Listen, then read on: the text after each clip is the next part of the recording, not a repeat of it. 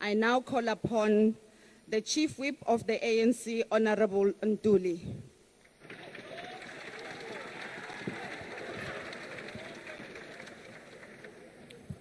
Thank you very much, Chairperson of the National Council of Provinces, President, Deputy President of the Republic, Speaker of the National Assembly, honorable members. It is surely a great pleasure and a privilege to stand before this joint sitting of Parliament convened to debate the State of the Nation address delivered by President Cyril Ramaphosa almost 7 days ago. On behalf of our movement, the African National Congress, I wish to convey my gratitude to President Ramaphosa for delivering a focused and directed State of the Nation address. Before engaging on the substance of the State of the Nation address, I wish to convey and to join my colleagues and honorable members of the National Assembly who participated in the debate yesterday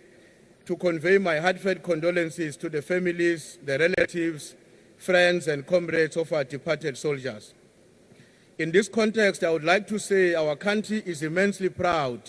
of the heroic contribution our current and late members of the South African National Defence Force have displayed over the past 3 decades.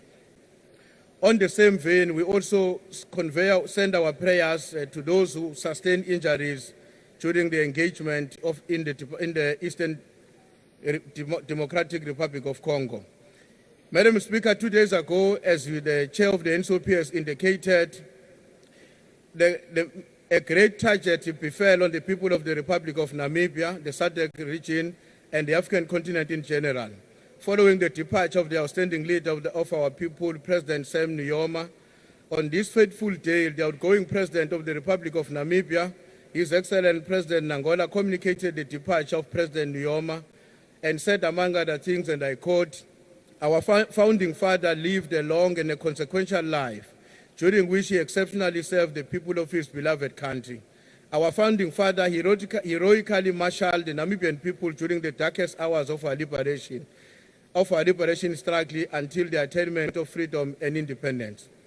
He went on to say he provided a maximum leadership to the nation and spared no effort to motivate each and every Namibian to build a country that will stand tall among the nations of the world. I must also, Madam Speaker, also quote the statement issued by our leader and the former President of the Republic of South Africa, President Thabo Mbeki, when he said, in his remarks, when he said, Sam Nujoma was the last living member of the remarkable generation of the African leaders. In the ranks of Mwalimu Nyerere of Tanzania, Kwame Nkrumah of Ghana, Oliver Tambo and Nelson Mandela of South Africa, Robert Mugabe of Zimbabwe, Kenneth Kaunda of Zambia, Samora Machel of Mozambique, and of course, Andimba Toivo of Namibia. President Nujoma fought tirelessly for freedom, justice, and the inalienable right for African nations to determine their own destiny. Madam Speaker, His Excellency President Cyril Ramaphosa, in his first State of the Nation address following the formation of the Government of National Unity, I couldn't help but saw in my mind racing to the day in which this House debated his opening address to Parliament following the historic May 2024 national and provincial elections. On that day, some among us, particularly from the opposition parties of our Parliament, declared that it was just a matter of time before this government collapses. Some even went as far as predicting that within the 6 months there would be no government. Happily, we have lived to see this day and therefore can state without any equivocation that such a prediction was nothing but a wish being the father to the thought. Madam Speaker, this year we are celebrating the 70th anniversary of the adoption of the seminal document of our people, the Freedom Charter, by the Congress of the People. The evolution of our struggle over decades since the adoption of the Freedom Charter presented to the world and humanity in general the kind of South Africa we want, for which our forebears were prepared to die. We, the representatives of our people, as constituted in our sitting today by all spheres of our government, have an obligation to pursue all these objectives which remain central to the kind of society we seek to build. Last year, we celebrated the 30 years of our freedom. In terms of measuring the progress we have made towards the creation of a non-racial, non-sexist, equitable and prosperous society to which we remain committed, we made an observation that indeed we have a long way to go to eradicate the legacy of colonialism and apartheid. Given the important challenges we continue to face,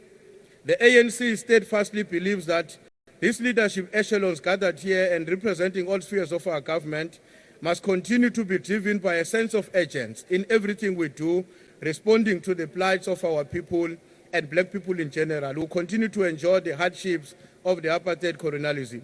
It is in this context that, Comrade President, the masses of our people celebrated when, among other things, you signed into law the Bella Act, the NHI Act, as well as the Expropriation Act. These masses respected the fact that the continuing process of social and national emancipation to which we are subjected remains a contested terrain, where those who benefited from the exclusion will be hostile to any step taken towards redressing the imbalances of the past. Perhaps, and with the highest level of humility, let me also join to reiterate the point you made during the State of the Nation address, Comrade President, that in our quest to change the living conditions of our people, we will not be bullied. Madam Speaker, the National Liberation Movement understood then and even now that the process of social transformation is a complex undertaking, which at times will be marked by major contradictions between those who represent change and those who seek to defend the status quo. The ANC manifesto, which constitutes a binding contract between the African National Congress and the people of South Africa, outlines 6 priorities. Madam Speaker, I'm delighted to see that the State of the Nation address delivered by President Ramaphosa has effectively taken on board these and therefore now placed them as priorities of the democratic state. This Parliament will ensure that both the President and his government are accountable to the implementation of these priorities. Of greatest significance in this regard is the fact that the ANC, as the principal leader of the National Democratic Revolution, has an absolute and a binding obligation to defend the correctness of the policies, the policy perspective against our detractors, both domestically as well as internationally. Madam Speaker, almost 8 years ago in 2017, commenting on President Donald Trump's elections, one Dr. Shongwe in KwaZulu-Natal pointed to what he defined as a culture of narcissism. The African National Congress fully supports your decision, Comrade President, to have a delegation that will visit not only Washington but other capitals of the world to seek to persuade them into correctness of the position and the perspective of the African National Congress. And perhaps to qualify this point, let me quote what the President of the ANC, Nkosi Albert Lutuli, said, that if the Charter is examined, it will be seen that freedom means the opening of the opportunities to all South Africans to live full and abundant lives in terms of the country, the community, and individuals. Thank you very much.